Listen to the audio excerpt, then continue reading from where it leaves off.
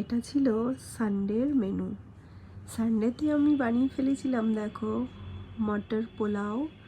মটর পোলাওটা তো খুব মিষ্টি মিষ্টি টেস্টি ছিল। আর ছিল তার সাথে চিকেন, বাটার চিকেন। বাটার চিকেনটা একটু আমাদের ঘরোয়াভাবেই করার চেষ্টা করেছিলাম, বাট খুব টেস্টি হয়েছিল। একটু তেল মশলা যতটা লাইট করা যায়, তাই না? সেটাই তো বেটার। এটাই হচ্ছে বাড়ির হেলদি খাবার। তো আর সরি মটর পোলাওটা কিন্তু ভীষণ ভালো ছিল। বাসন্তী পোলাও, ঝুরঝুরে মটর পোলাও একদম হয়েছিল। আমার হাজবেন্ডের খুব ফেভারিট এই মটর পোলাও, তো ও খুব পছন্দ করে।